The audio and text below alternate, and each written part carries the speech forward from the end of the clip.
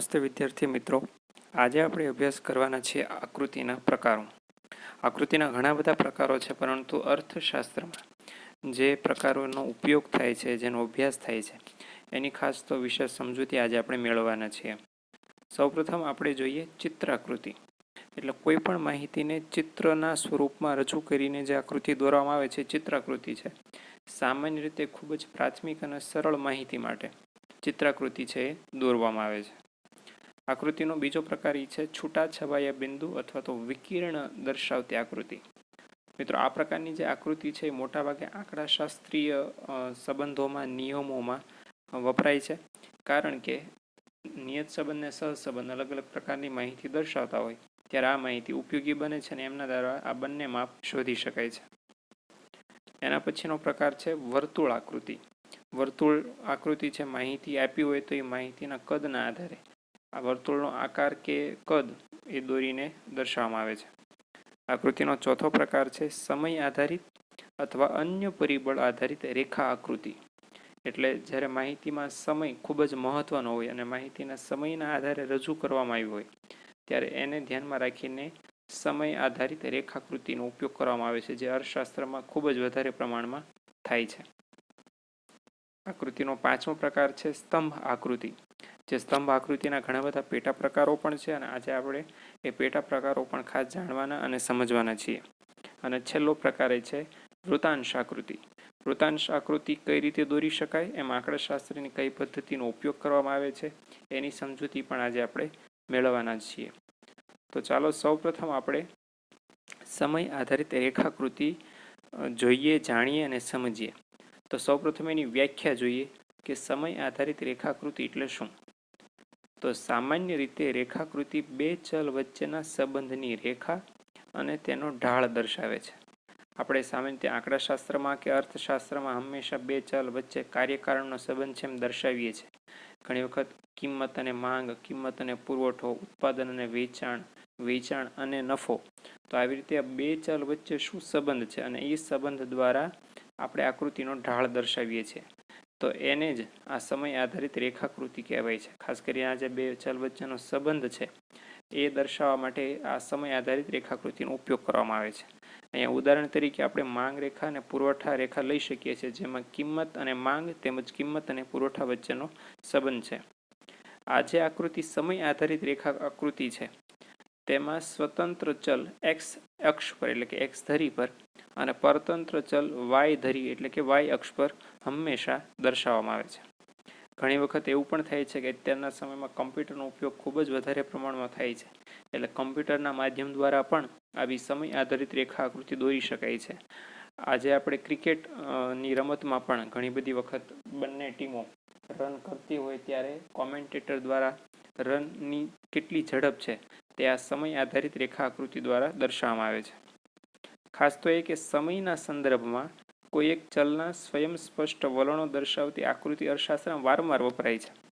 દાખલા તરીકે ભારત દેશની સરકાર એ જાણવું હોય કે આપણા દેશની વસ્તીમાં સતત કેટલો વધારો કે કેટલો ઘટાડો થાય છે, દેશમાં ફુગાવાના દરમાં કેવું પરિવર્તન આવ્યું છે, સાક્ષરતાના દરમાં કેવું પરિવર્તન આવ્યું છે, કૃષિ ક્ષેત્રના ઉત્પાદનમાં વધારો થયો છે કે ઘટાડો થયો છે સમયની સાથે સાથે. તો આવા બધા પરિબળોના વલણ જાણવા માટે, મતલબ એમાં થતા ફેરફારો જાણવા માટે સમય આધારિત રેખાકૃતિ ખૂબ જ ઉપયોગી છે. અહીં આપણે એક ઉદાહરણ દ્વારા સમય આધારિત રેખાકૃતિને સમજીએ, જેમાં આપણને અહીંયા બે ચલ આપેલા છે. એક તો ચલ છે સમયગાળો, જે સ્વતંત્ર ચલ છે, અને નીચે આપ્યો છે દાયકા માટેનો વસ્તી વૃદ્ધિ. દાયકો એટલે 10 વર્ષ. તો 10 વર્ષમાં વસ્તી વૃદ્ધિનો દર કેટલા ટકા હતો, મતલબ 10 વર્ષ દરમિયાન વસ્તી કેટલા ટકાની ઝડપે વધી. હવે આ પ્રકારની માહિતીને સમય આધારિત રેખાકૃતિમાં જો આપણે દર્શાવી હોય તો આ પ્રમાણે દર્શાવી શકાય છે. તો અહીંયા જોઈએ એ પ્રમાણે માહિતીને આકૃતિમાં દર્શાવવામાં આવી છે. તો અહીંયા આપણને જે આ ઢાળ જોવા મળે છે, તો આ ઢાળ છે એ સામયિક શ્રેણી અથવા તો સમય આધારિત રેખાકૃતિનો છે. અગાઉ આપણે જોયું હતું એમ કે એક્સ અક્ષ અને વાય અક્ષ ઉપર ખૂબ જ ચોક્કસ બાબતો દર્શાવવી જોઈએ. એવી જ રીતે અહીંયા એક્સ અક્ષ ઉપર સમયગાળો અને વાય અક્ષ ઉપર વસ્તી વૃદ્ધિનો જે 10 વર્ષનો દાયકાનો વસ્તી વૃદ્ધિ દર છે એ ખાસ અહીંયા દર્શાવવામાં આવ્યો છે. અને આ તમામે તમામ માહિતીને અહીં આપણે જોઈએ તો સમયગાળામાં બધા વર્ષો દર્શાવ્યા છે એક્સ અક્ષ પર, અને વાય અક્ષ ઉપર 5નું સ્કેલ માપ લઈને વસ્તી વૃદ્ધિનો દર દર્શાવવામાં આવ્યો છે. અને આ રીતે છે સમય આધારિત રેખાકૃતિ અહીંયા દોરી શકાય છે. ખાસ તો એ જોઈએ કે એક્સ અક્ષ ઉપર અને વાય અક્ષ ઉપર જે તમામ માહિતી દોરી છે એના આધારે સામયિક શ્રેણીનો જે ઢાળ છે, સમય આધારિત રેખાકૃતિનો જે ઢાળ છે એ અહીંયા ખાસ આપણે સરળતાથી સમજી શકીએ છીએ. આકૃતિનો બીજો પ્રકાર છે અને એ છે સ્તંભ આકૃતિ અને તેના પ્રકારો. તો મિત્રો જોઈએ સ્તંભ આકૃતિ શું છે અને એના કેટલા પ્રકારો છે. તો સૌપ્રથમ એ જાણીએ કે સ્તંભ આકૃતિ કોઈ એક ચલના મૂલ્યની વિવિધ વિભાગો વચ્ચેની વહેંચણી દર્શાવે છે. દાખલા તરીકે જુદા જુદા સમયે દેશમાં સાક્ષરતાનું પ્રમાણ કેટલું હતું, ભવિષ્યમાં કેટલું થવાની શક્યતા છે, વર્તમાન સમયમાં કેટલું છે. તો આ રીતે છે કોઈ એક જ ચલ એનું અલગ અલગ વિભાગમાં મૂલ્ય કઈ રીતનું છે, કેટલું છે, એની વહેંચણી આ સ્તંભાકૃતિ દર્શાવે છે. અને મોટાભાગે આવા સ્તંભ ઊભા જ હોય છે, પણ વર્તમાન સમયમાં કમ્પ્યુટરમાં પણ દોરાય છે. તેથી આડા સ્તંભ દોરીને પણ આપણે સ્તંભાકૃતિ દર્શાવી શકીએ છીએ, દોરી શકીએ છીએ. ખાસ અહીંયા વિશેષતા એ છે કે દરેક વિભાગ કે સમય માટે એક જુદો જ સ્તંભ દોરવામાં આવે છે. અહીંયા સ્તંભની પહોળાઈ મહત્વની નથી, કારણ કે બધા સ્તંભની પહોળાઈ સરખી જ હોય છે અને તે કોઈ મૂલ્ય દર્શાવતી નથી. માટે સ્તંભની ઊંચાઈ કે લંબાઈ એ ખાસ અગત્યની છે, કારણ કે સ્તંભની ઊંચાઈ અને લંબાઈ જ જે તે વિભાગ કે સમય માટેનું જે ચલ છે એનું મૂલ્ય દર્શાવે છે. એટલે ચલનું જેટલું મૂલ્ય હોય એના આધારે સ્તંભની ઊંચાઈ કે લંબાઈ અહીંયા આપણે નક્કી કરી શકીએ છીએ. એના પછી આપણે જોઈએ તો સ્તંભાકૃતિ સામાન્ય રીતે 3 પ્રકારની જોવા મળે છે. પહેલો પ્રકાર છે સાદી સ્તંભાકૃતિ, બીજો પ્રકાર છે પાસેની સ્તંભાકૃતિ અને ત્રીજો પ્રકાર છે વિભાજિત સ્તંભાકૃતિ. તો આ રીતે સ્તંભાકૃતિના જે 3 પ્રકારો છે એમાંનો પહેલો પ્રકાર આપણે સમજીએ તો સાદી સ્તંભાકૃતિ કોને કહેવાય અને શા માટે દોરવામાં આવે છે એ જોઈએ. જો સાદી સ્તંભાકૃતિ કોઈ એક આધાર જેમ કે પ્રદેશ, સમયગાળો, કોઈ દેશ, આ માટેનું જે ચલનું મૂલ્ય છે ખાસ દર્શાવે છે. અને આ આકૃતિ દ્વારા અલગ અલગ પ્રદેશો, સમયગાળો આ બધાની સરખામણી કરીને આકર્ષક રીતે ખૂબ જ સરળતાથી રજૂ પણ કરી શકાય છે અને સામાન્ય લોકો એને સમજી પણ શકે છે. અહીંયા ઉદાહરણ આપણે સરળતાથી જોઈ લઈએ. સરસ, અહીંયા આપણને ઉદાહરણ આપ્યું છે વર્ષ અને ભારતમાં વસ્તીનું. તો અહીંયા જોઈએ તો 1971થી લઈને 2011 સુધીના વર્ષો આપ્યા છે અને એમાં એ વર્ષો દરમિયાન ભારતમાં વસ્તી કેટલી હતી એ અહીંયા કરોડમાં આપણને આપેલી છે. હવે આ માહિતીમાં જે ચલ છે વસ્તી એના અલગ અલગ મૂલ્યો આપણને આપેલા છે. દાખલા તરીકે 1991માં 85 કરોડ, 2001માં 103 કરોડ, 2011માં 121 કરોડ, 1971માં 55 કરોડ. તો આ રીતે અલગ અલગ સમયમાં અલગ અલગ ચલના મૂલ્યો આપેલા છે. તો આ માહિતીને આપણે સાદી સ્તંભાકૃતિમાં આ પ્રમાણે રજૂ કરી શકીએ, જેમાં આપણે જોઈ શકીએ છીએ એમ વાદળી કલરના જે સ્તંભો છે એ દરેક સ્તંભની પહોળાઈ તો સરખી જ છે, પણ બધાની જે ઊંચાઈ અથવા તો લંબાઈ આપણે જે કહી શકીએ એ છે એ મૂલ્ય દર્શાવે છે. તો ખાસ આ રીતે સાદી સ્તંભાકૃતિ એક સ્વતંત્ર ચલ અને એક પરતંત્ર ચલ આપેલ હોય ત્યારે દોરી શકાય છે. આકૃતિનો બીજો પ્રકાર છે પાસેની સ્તંભાકૃતિ. પાસેની સ્તંભાકૃતિ શું દર્શાવે છે? તો કે આ પ્રકારની આકૃતિમાં કોઈ એક આધાર ઉપર આપણે આધાર એને ગણશું છે હંમેશા એક્સ અક્ષ પર દર્શાવાય છે. એને સ્વતંત્ર ચલ પણ કહી શકીએ આપણે. તો આ જે આકૃતિમાં આધાર છે એના ઉપર કોઈ એક ચલનું એક કરતાં વધુ વર્ગો માટેનું મૂલ્ય દર્શાવવા માટે આ આકૃતિનો ઉપયોગ થાય છે. આથી આધારના દરેક મૂલ્ય ઉપર ચલના વિવિધ વર્ગના મૂલ્યો દર્શાવતા અલગ અલગ સ્તંભ આપણે દોરીએ છીએ. એટલે જે આધાર ઉપર આપણે મૂલ્ય દર્શાવીએ એ મૂલ્ય ચલ માટે અલગ અલગ મૂલ્ય દર્શાવતું હોય, વર્ગ દર્શાવતું હોય, તો આપણે એને લગતા અલગ અલગ સ્તંભ દોરીએ છીએ. એક સરસ ઉદાહરણ દ્વારા સમજીએ તો અલગ અલગ સમયગાળા દરમિયાન સ્ત્રીઓ અને પુરુષોમાં સાક્ષરતાનું પ્રમાણ કેટલું હતું એને અહીંયા પાસેની સ્તંભાકૃતિ દ્વારા આપણે દર્શાવી શકીએ. ખાસ અહીંયા સમજવાનું છે કે અહીંયા આકૃતિમાં એક જ ચલ માટે અલગ અલગ વર્ગ છે અને એટલા માટે દરેક વર્ગના મૂલ્ય છે આપણે એક સાથે દોરવાના સમજવાના છીએ. માટે દરેક વર્ગના જે સ્તંભ છે એને અલગ અલગ રંગ દ્વારા અથવા તો શેડ એટલે કે ડિઝાઇનથી આપણે દર્શાવી શકીએ છીએ. અહીં એક નાની એવી રકમ જોઈએ તો વર્ષ આપણને આપ્યું છે 1961, 1991, 2001 અને 2011 અને એ પ્રમાણે અહીંયા આપણને વર્ષ છે એ આધાર તરીકે આપ્યા છે અને ચલ જે આપ્યા છે એ જાતિ છે અને એના બે મૂલ્ય છે ભારત અને ગુજરાત. તો અલગ અલગ અહીંયા આપણને આપ્યા છે 941, 927 અલગ અલગ વર્ષ પ્રમાણે. હવે આ માહિતીને આપણે આકૃતિમાં રજૂ કરીએ તો કંઈક આવી આકૃતિ આપણને જોવા મળે. તો આપણે જાણી શકીએ છીએ કે એક્સ અક્ષ ઉપર વર્ષ દર્શાવ્યા છે, વાય અક્ષ ઉપર જાતિનું પ્રમાણ દર્શાવ્યું છે. અને અહીંયા જોવા જઈએ તો 1961માં બે સ્તંભ છે. એક તો ભારતની અંદર જાતિ પ્રમાણ અને ગુજરાતનું જાતિ પ્રમાણ. તો અહીંયા ખાસ બંને સ્તંભ એક જ સરખા કલરના નથી, બંને સ્તંભ એકબીજાથી અલગ પડે એ માટે બંનેને અલગ અલગ રંગ દ્વારા દર્શાવવામાં આવ્યા છે, જેથી સરળતાથી માહિતીને જાણી શકાય અને ઓળખી શકાય અને સરળતાથી પૃથક્કરણ પણ કરી શકાય. તો આ હતી પાસ પાસેની સ્તંભાકૃતિ. સ્તંભાકૃતિનો ત્રીજો પ્રકાર છે વિભાજિત સ્તંભાકૃતિ. વિભાજિત સ્તંભાકૃતિની વ્યાખ્યા આપણે જોઈએ તો જ્યારે સ્તંભ આકૃતિના દરેક સ્તંભના મૂલ્યને એકથી વધુ પેટા વિભાગમાં વહેંચવામાં આવે ત્યારે વિભાજિત સ્તંભાકૃતિ બને છે. અહીંયા ખાસ એ સમજવાનું છે કે અહીંયા સ્તંભ એક જ હોય છે, પરંતુ એ સ્તંભમાં જ અલગ અલગ ભાગ પાડીને એટલે કે પેટા વિભાગ વહેંચીને પાડીને સ્તંભાકૃતિ દોરવામાં આવે છે. આગળ જોઈએ તો સ્તંભના પેટા વિભાગને અલગ અલગ રંગો અથવા તો શેડથી દર્શાવવામાં આવે છે અને દરેક વિભાગ જે મૂલ્ય દર્શાવે તે ખાસ લખવામાં આવે છે.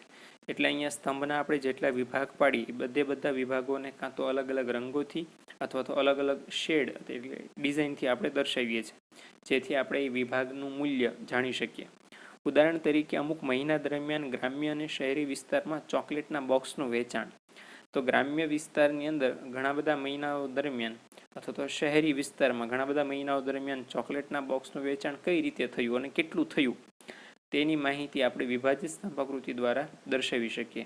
અહીંયા આ જ ઉદાહરણ અંગેની આંકડાકીય માહિતી આપણી પાસે ઉપલબ્ધ છે. જો એ વેચાણ આપ્યું છે 3 મહિનાનું, માર્ચ, એપ્રિલ અને મે, અને ક્ષેત્ર આપ્યા છે 2 ક્ષેત્ર આપણી પાસે છે ગ્રામ્ય અને શહેરી, અને એની નીચે કુલ કરીને સરવાળો કરેલો છે. તો આપણે જોઈએ તો ગ્રામ્ય અને શહેરીનું માર્ચ, એપ્રિલ અને મે મહિનામાં ચોકલેટના બોક્સનું વેચાણ અહીંયા આપણને દર્શાવેલું છે. હવે આ માહિતીના આધારે વિભાજિત સ્તંભાકૃતિ કઈ રીતે દોરી શકાય તે જોઈએ. તો અહીંયા આપણને દેખાઈ રહ્યું છે એ રીતે. તો માર્ચ, એપ્રિલ અને મે આ 3 મહિનાના 3 સ્તંભ દોરવામાં આવ્યા છે. તો આ રીતે આપણે જોઈ શકીએ છીએ કે માર્ચ મહિનામાં ગ્રામ્ય વિસ્તારમાં 30 અને શહેરી વિસ્તારમાં 40. તો ગ્રામ્ય વિસ્તાર બ્લુ કલર દર્શાવે છે, શહેરી વિસ્તાર છે રેડ કલર દર્શાવે છે. તો આ રીતે એક જ સ્તંભના અલગ અલગ ભાગ પાડીને પણ આપણે સરળતાથી માહિતી દર્શાવી શકીએ છીએ અને એક જ સ્તંભમાં ચલની માહિતી આપણે સરળતાથી સમજી શકીએ છીએ, દોરી શકીએ છીએ. હવે ખાસ અગત્યનો મુદ્દો છે આપણે ધ્યાનમાં રાખીએ તો એ મુદ્દો છે સ્તંભ આકૃતિ દોરતી વખતે ધ્યાનમાં રાખવાની બાબતો. હવે કઈ કઈ બાબતો ધ્યાનમાં રાખવી જોઈએ? તો સૌ પ્રથમ બાબત જે સૌથી સહેલી છે યાદ રાખવી તો એ છે કે દરેક સ્તંભની પહોળાઈ સરખી હોય છે અને સરખી રાખવી પણ જોઈએ. એટલા માટે કારણ કે કોઈ પણ સ્તંભની પહોળાઈ કોઈ મૂલ્ય દર્શાવતી નથી. સ્તંભની હંમેશા લંબાઈ કે ઊંચાઈ જ મૂલ્ય દર્શાવે છે. અને એટલા માટે બીજો મુદ્દો છે કે દરેક સ્તંભની લંબાઈ કે ઊંચાઈ તે સ્તંભ માટેના ચલના મૂલ્યને અનુરૂપ હોવી જોઈએ.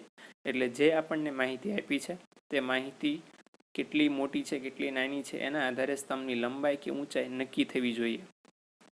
ત્રીજો મુદ્દો છે કે દરેક સ્તંભની વચ્ચેનો ગાળો આકૃતિમાં સરખો હોવો જોઈએ અને તે જ ગાળો ઉગમ બિંદુ એટલે એક્સ અક્ષ ને વાય અક્ષ જ્યાં મળે છે 0 ત્યાંથી અને પ્રથમ સ્તંભ વચ્ચે જળવાવો જોઈએ. સરળતાથી ટૂંકમાં એવું કહી શકીએ કે આપણે આકૃતિમાં જેટલા સ્તંભ દોરીએ એ બધા સ્તંભ વચ્ચેનું અંતર સરખું રહેવું જોઈએ.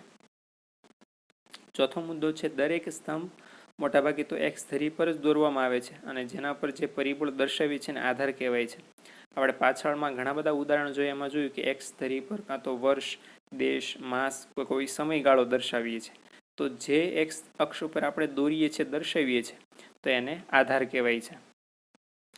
અને આજના સમયમાં આજના વર્તમાન આધુનિક યુગમાં કમ્પ્યુટરની મદદથી જ્યારે આલેખ કે આકૃતિ દોરવામાં આવે છે ત્યારે ઘણી વખત એવું થાય છે કે ઊભા સ્તંભને બદલે આડા સ્તંભથી પણ એટલે કે વાય ધરીથી પણ આકૃતિ દોરવાની રીત અત્યારે મોટા પ્રમાણમાં પ્રચલિત થઈ છે. એના પછીનો મુદ્દો છે કે દરેક ઊભો સ્તંભ માહિતીના ક્રમમાં જ દોરવામાં આવે છે. આમ પ્રથમ માહિતી માટે સ્તંભ ઉગમ બિંદુથી પહેલો દોરવામાં આવે છે. સરળતાથી સમજીએ તો એમ થાય કે જે ક્રમમાં આપણને માહિતી આપવામાં આવી છે એ જ ક્રમમાં આપણે સ્તંભ દોરવા જોઈએ. પહેલી માહિતી માટે પહેલો સ્તંભ, બીજી માહિતી માટે બીજો સ્તંભ. તો માહિતીના ક્રમ પ્રમાણે જ સ્તંભનો પણ ક્રમ જળવાવો જોઈએ અને તો જ આપણે સરખા પ્રમાણમાં, પૂરતા પ્રમાણમાં, પૂરા વિશ્વાસથી વિશ્લેષણ કરી શકીએ અને એનું સાચું તારણ આપણને મળી શકીએ. તો આ મુદ્દાઓ આપણે જોયા કે જે સ્તંભ આકૃતિ દોરતી વખતે ધ્યાનમાં રાખવા જોઈએ, તો જ સ્તંભ આકૃતિ સાચી બને, સારી બને અને એનું અર્થઘટન કે તારણ કાઢવાથી સાચું નીકળે. હવે આકૃતિનો એક વિશિષ્ટ પ્રકાર આપણે જોવાના છીએ અને એ છે વૃતાંશ આકૃતિ. તો વૃતાંશ આકૃતિ દોરવી અને સમજવી વિશિષ્ટ છે અને ખૂબ જ નાની પરંતુ સરળ વ્યાખ્યા છે અને એ છે વૃતાંશ એટલે વર્તુળનો અંશ. અહીંયા ખાસ સમજીએ કે વૃતાંશ આકૃતિની નાની વ્યાખ્યા છે, પણ વિસ્તારપૂર્વક આપણે સમજીએ તો એક વર્તુળને સમષ્ટિ માની લેવામાં આવે. સમષ્ટિ એટલે માહિતીનો સંપૂર્ણ ભાગ. તો આપણે કોઈક વર્તુળને સમષ્ટિ માની લઈએ અને માહિતીના વિભાગને વર્તુળના ભાગ પાડીને જ્યારે દર્શાવીએ ત્યારે તે વૃતાંશ આકૃતિ બને છે. એટલે કોઈ એક વર્તુળમાં માહિતીના ભાગ પ્રમાણે આપણે ભાગ પાડી ત્યારે વૃતાંશ આકૃતિ આપણને મળે. ખાસ તો અહીંયા વ્યાખ્યા આપી છે બીજી એક પણ કે કુલ માહિતીના પેટા વિભાગોને વર્તુળના અંશના પ્રમાણમાં જ્યારે દોરવામાં આવે તેવી આકૃતિને વૃતાંશ આકૃતિ કહેવાય છે. એટલે જે માહિતી આપી છે એના ઘણી બધી વખત આપણને પેટા વિભાગ પણ આપ્યા હોય છે. આ પેટા વિભાગને આપણે વર્તુળના અંશમાં ફેરવીએ છીએ અને એ અંશને વર્તુળમાં રજૂ કરીએ છીએ. તો એ રીતે દોરાતી જે આકૃતિ છે એને પણ આપણે વૃતાંશ આકૃતિ કહી શકીએ છીએ. ખાસ તો અહીંયા સમજવાનું એ છે કે જે માહિતી માટે વિભાજિત સ્તંભાકૃતિ દોરવામાં આવે છે તેવી જ માહિતી માટે વૃતાંશ આકૃતિ પણ દોરી શકાય છે. એટલે વિભાજિત સ્તંભાકૃતિ અને વૃતાંશ આકૃતિ બંને આકૃતિઓ એક જ પ્રકારની માહિતી માટે દોરી શકાય છે. ખાસ તો એ સમજી લઈએ એક સાથે સાથે કે વૃતાંશમાં બે શબ્દો સમાયેલા છે. વૃતાંશમાં વૃત્ત અને અંશ. તો વૃત્ત એટલે વર્તુળ અને અંશ એટલે ભાગ. તો વૃતાંશ એટલે વર્તુળ અંશ અથવા તો ભાગ એવો પણ એનો અર્થ થઈ શકે છે. અહીંયા બાબત ધ્યાનમાં રાખવામાં જેવી એ છે કે વર્તુળનું ક્ષેત્રફળ 360 અંશ 360 ડિગ્રી હોવાથી જ્યારે પણ આપણે ગણતરી માહિતીની કરીએ ત્યારે ચલના જે કુલ મૂલ્ય છે એને 360 અંશ દ્વારા દર્શાવવામાં આવે છે અને એનો પણ સૂત્રમાં આપણે ઉપયોગ કરવાના છીએ. માહિતીના પ્રમાણના આધારે વૃતાંશનો ભાગ પાડવામાં આવે છે અને ત્યારબાદ તેના પેટા મૂલ્યો દર્શાવવામાં આવે છે. અહીંયા વૃતાંશ આકૃતિ દોરવા માટે માહિતીને આપણે જે પ્રોસેસ કરીએ છીએ, વર્ગીકરણ કરીએ છીએ, તો એના માટે એક ચોક્કસ સૂત્ર આપણે અહીંયા યાદ રાખશું. તો વૃતાંશ શોધવાની રીતનું સૂત્ર બહુ સરળ છે. તો વૃતાંશ બરાબર પેટા મૂલ્ય એટલે કે માહિતીના જેટલા ભાગ આપ્યા હોય એ પેટા મૂલ્ય ભાગ્યા એ બધાનો સરવાળો એટલે કે કુલ મૂલ્ય ગુણ્યા 360. તો આ રીતે નાનું એવું જે સૂત્ર છે એના દ્વારા આપણે સામાન્ય માહિતીમાંથી વૃતાંશમાં ફેરવવાની આ રીત છે. તો આ સૂત્ર દ્વારા આપણે વૃતાંશ શોધી શકીએ છીએ અને પછી એનો ઉપયોગ વૃતાંશ આકૃતિમાં સરળતાથી કરી શકીએ છીએ. તો હવે આપણે જોઈએ વૃતાંશ આકૃતિનું ઉદાહરણ.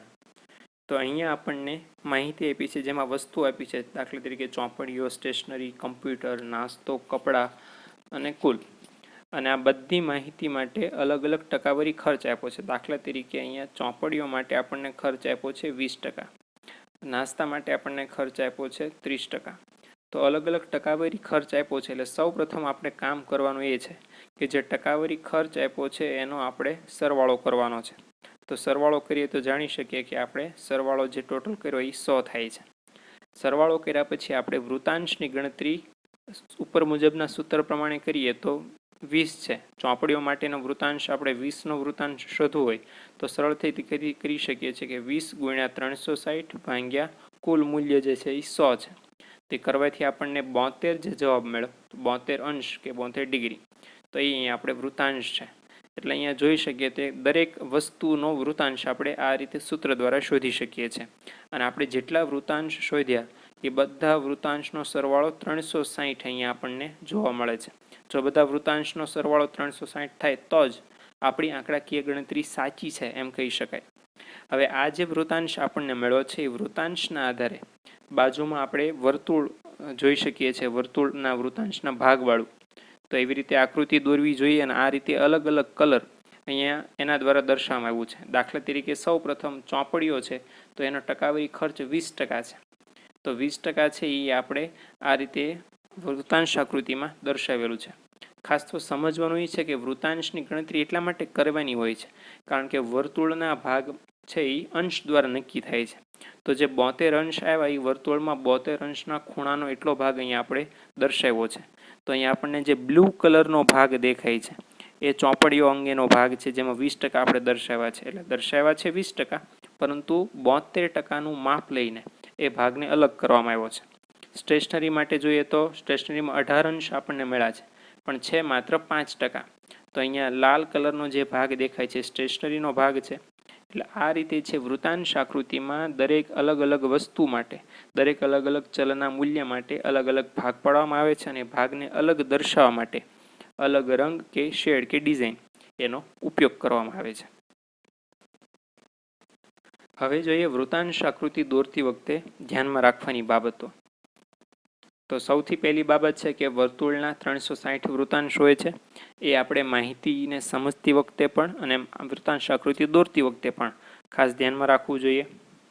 બીજો મુદ્દો છે કે માહિતીના દરેક પેટા મૂલ્યોના આધારે વૃતાંશ શોધવામાં આવે છે અને દરેક પેટા વિભાગના વૃતાંશનો સરવાળો 360 અંશ થવો જોઈએ. જે આપણે આગળના ઉદાહરણમાં જોયું કે જેટલી માહિતી છે એ માહિતીના આધારે આપણે જેટલા વૃતાંશ શોધીએ એ બધા વૃતાંશનો સરવાળો 360 થવો જ જોઈએ, તો જ વૃતાંશની ગણતરી સાચી કહેવાય.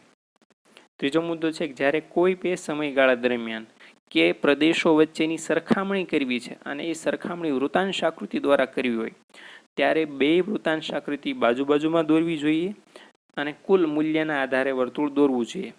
મિત્રો, આ કામ આપણે એટલા માટે કરવાનું હોય છે. દાખલા તરીકે ભારતમાં કૃષિ ક્ષેત્ર, ઉદ્યોગ ક્ષેત્ર, સેવા ક્ષેત્રનું ઉત્પાદન અને ચીનમાં કૃષિ ક્ષેત્ર, ઉદ્યોગ ક્ષેત્ર અને સેવા ક્ષેત્રનું ઉત્પાદન. આ રીતે બે દેશની ત્રણેય વિભાગોની માહિતી આપણે વૃતાંશ આકૃતિ દ્વારા દર્શાવવી હોય તો બે વર્તુળ દ્વારા દોરવી જોઈએ અને બંનેને બાજુમાં દર્શાવવી જોઈએ. તેના આધારે આપણે સરળતાથી સરખામણી કરી શકાય છે. અહીંયા આગળ કીધું એમ કે નાના અંકવાળી માહિતી છે તો એના માટે નાનું વર્તુળ દોરવું જોઈએ. દાખલા તરીકે ભારતના ત્રણેય ક્ષેત્રનું ઉત્પાદન ઓછું છે, નાનું છે, અને ચીનના ત્રણેય ક્ષેત્રનું ઉત્પાદન વધુ છે, મોટું છે, તો ભારતનું વર્તુળ નાનું અને ચીનનું વર્તુળ મોટું. તો આ રીતે છે એ આકૃતિ બાજુમાં દોરવાથી પણ સરળતાથી સરખામણી શક્ય બને છે. તો મિત્રો, આપણે આ વૃતાંશ આકૃતિ દોરતી વખતે ધ્યાનમાં રાખવાની બાબતો જોઈ. ઉપરાંત આજે આકૃતિના ઘણા બધા પ્રકારો વિશે સમજૂતી મેળવી. તો આ પ્રમાણે આપણે અભ્યાસ કરતા રહીશું અને નેક્સ્ટ વિડીયોમાં આગળની માહિતી આપણને પૂરી પાડવામાં આવશે. Thank you.